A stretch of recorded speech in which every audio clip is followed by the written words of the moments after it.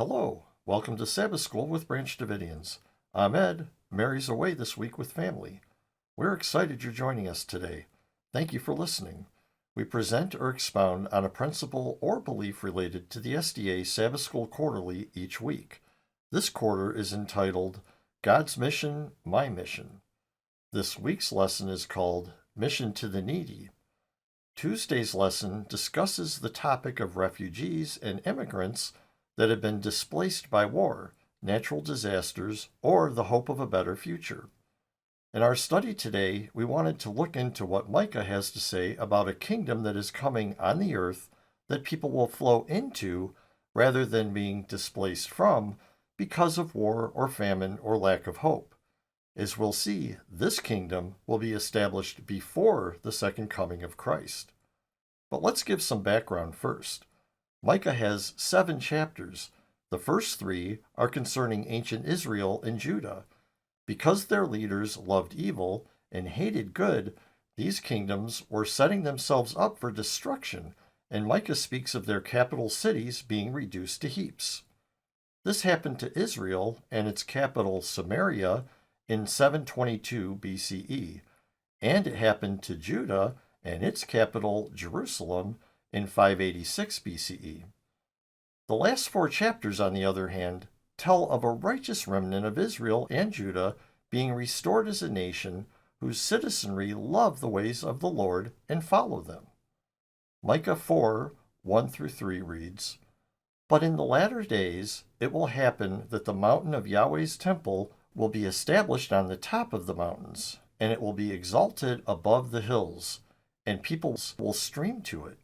Many nations will go and say, 'Come, let us go up to the mountain of Yahweh, and to the house of the God of Jacob, and he will teach us of his ways, and we will walk in his paths.' For the law will go out of Zion, and Yahweh's word from Jerusalem, and he will judge between many peoples, and will decide concerning strong nations afar off." Again, that's Micah 4, 1-3. So this is clearly stated to take place in the latter days, and it's equally clear that it must be fulfilled before the close of probation, since people are still joining themselves to the Lord. There are many nations that are afar off, and some of them will want to come to this kingdom to be taught the ways of the Lord so they can walk in them, obviously because they will see the example set by the citizenry of this nation and recognize the value of living virtuously as they do. This will also be a day of judgment, as we see in verse 3. Ellen White taught that the judgment that commenced in 1844 would eventually pass to the living, and here we see that exact thing going on in Micah.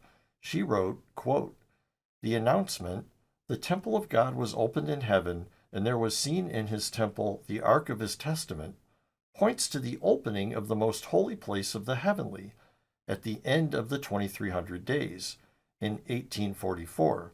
As Christ entered there to perform the closing work of the atonement. We are now living in the great day of atonement.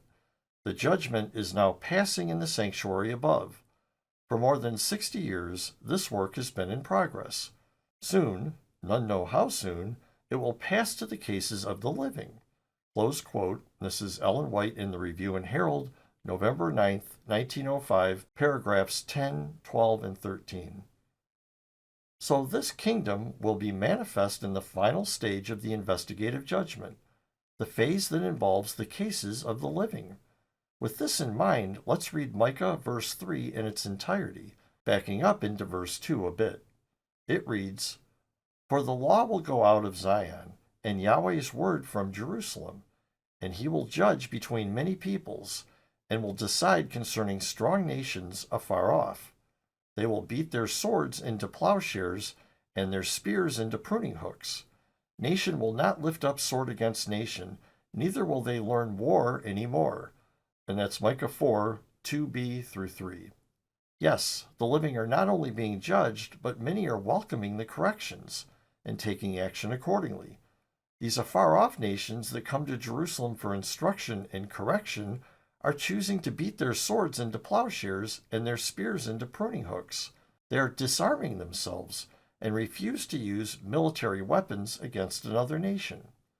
Now, not all the nations afar off will choose to be corrected during this time. Joel 3:12-14 reads, Yahweh says, For behold, in those days and in that time, when I restore the fortunes of Judah and Jerusalem, I will gather all nations, and I will execute judgment on them there for my people. Let the nations arouse themselves and come up to the valley of Jehoshaphat, for there I will sit to judge all the surrounding nations. Put in the sickle, for the harvest is ripe. Come tread, for the winepress is full. The vats overflow, for their wickedness is great. Then Joel continues, Multitudes, multitudes in the valley of decision, for the day of Yahweh is near in the valley of decision. That's Joel 3:12-14. Joel is also speaking of the latter days, the time when God restores the fortunes of Judah and Jerusalem. All nations will be gathered, and God will judge the nations that surround Jerusalem from the valley of Jehoshaphat. All must make their decision. This is obviously a time when probation is still open, for after it closes, everyone will have already made their decision. The restored Judah will be a kingdom among kingdoms, a nation among nations, that many will be able to escape to. Basically, refugees and immigrants are welcome in this nation. That is, as long as they choose to be corrected and follow wholly in the ways of the Lord. This nation or kingdom will not only take in many people, it will send out people too, not as refugees, but as ambassadors. It will start small, then grow bigger and bigger. We see this illustrated in Daniel 2. Now, we realize this chapter is probably quite familiar to most of you, but in light of what we've just seen in Micah and Joel, let's look closely at this dream that was given by God to Nebuchadnezzar and see if we can learn more about this latter-day kingdom. Starting in verse 31, we read, You, O king, saw, and behold, a great image. This image, which was mighty, and whose brightness was excellent, stood before you, and its appearance was terrifying. As for this image, its head was of fine gold, its breast and its arms of silver, its belly and its thighs of bronze, its legs of iron, its feet part of iron and part of clay. You saw until a stone was cut out without hands, which struck the image on its feet that were of iron and clay, and broke them in pieces. Then the iron, the clay, the bronze, the silver, and the gold were broken in pieces together, and became like the chaff of the summer threshing floors. The wind carried them away, so that no place was found for them. The stone that struck the image became a great mountain, and filled the whole earth. This is the dream, and we will tell its interpretation before the king. And that's Daniel 2:31-36.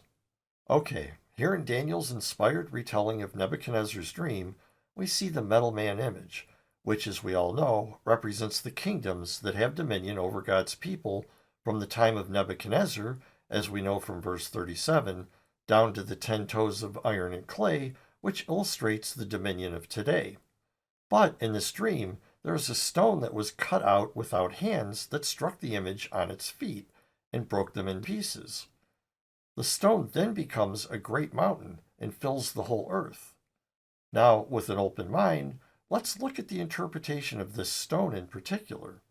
Verse 44 reads, In the days of those kings, the toe kings of the iron and clay, that's today, the latter days, the God of heaven will set up a kingdom which will never be destroyed, nor will its sovereignty be left to another people, but it will break in pieces and consume all these kingdoms, and it will stand forever. So God sets up a latter-day kingdom in the days of the toe kings, not after. What does this kingdom do after it is set up? It breaks in pieces and consumes all of the other kingdoms. Now let's continue in verse 45. It reads, Because you saw that a stone was cut out of the mountain without hands, and that it broke in pieces the iron, the bronze, the clay, the silver, and the gold, the great God has made known to the king what will happen hereafter. The dream is certain, and its interpretation sure. And that's Daniel 2:45. So here we see that the stone in the dream is what represents the latter-day kingdom that breaks in pieces the other kingdoms. Many think the stone represents Jesus, and that the stone hitting the image and destroying it represents the second coming of Christ. But wait, if that's the case, we have some problems. First, the stone, as we see it in the verse we just read, verse 45, is cut out of a mountain. It does not come from heaven like Jesus does at his second coming. Second, the stone is explicitly called a kingdom, not an anointed one or anything like that. Third, the stone then grows into another mountain and fills the whole earth. At Jesus' second coming, probation is obviously closed, so no growth is possible at that point. Since this stone grows, it therefore could not represent the second coming of Christ. Fourth, at the second coming, Christ's kingdom will be taken away from the earth while the earth is left desolate. This is the opposite of what happens when the stone strikes the image. Since it establishes on earth, Christ's kingdom then grows. Why is the stone kingdom growing into another mountain? Because of the refugees and immigrants that come into it who have chosen to walk in the way of the Lord. It will include a great multitude of people from all nations, tribes, peoples, and tongues. This mountain, or kingdom, will be established on top of all other mountains and exalted above all other hills, as it says in Micah 4. When Jesus does return in the clouds, he is coming to get his kingdom, to deliver it to the Father. 1 Corinthians 15:24-25. And this kingdom we've been reading about in Micah and Daniel is the kingdom he's coming for. It's an actual kingdom. This can be seen from Daniel 7:13-14, which reads, I saw in the night visions, and behold, there came with the clouds of the sky one like a son of man. And he came even to the Ancient of Days, and they brought him near before him. Dominion was given him, and glory, and a kingdom, that all the peoples, nations, and languages should serve him. His dominion is an everlasting dominion which will not pass away, and his kingdom one that which will not be destroyed. That's Daniel 7:13-14. Again, as SDAs invariably already know, Jesus is not coming to the earth here in Daniel 7:13, but to the Father in heaven. This is the beginning of the investigative judgment, and it is during this time in heaven that Jesus receives dominion and a kingdom. And the point in the judgment at which Jesus receives dominion over a people on the earth must be, as Ellen spoke of, the period of the judgment that concerns those living on the earth, as opposed to the phase of the judgment that judges those who are dead and won't be resurrected until the second advent, because the dead can't serve him, right? And notice that the last part of verse 14 says that this kingdom will not be destroyed and that it will last forever. This is exactly what Daniel says about the kingdom represented by the stone. It's clearly the same kingdom being spoken of in both chapters. And according to Daniel 7, it is established while Jesus is still in the heavenly courtroom, the heavenly sanctuary before the Ancient of Days. In other words, this kingdom is set up while we still have an advocate with the Father, while it is still the day of decision and the people have an opportunity to benefit from and join it. Most Christians apply the scriptures that refer to a future judgment to Jesus' second coming. As Adventists, we know that the judgment actually starts long before Christ's advent.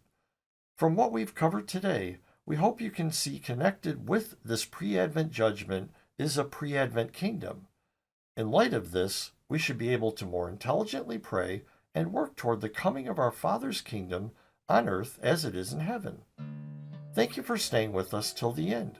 We invite you to visit our website, www.bdsda.com, to learn more about who we are and, just as important, who we are not.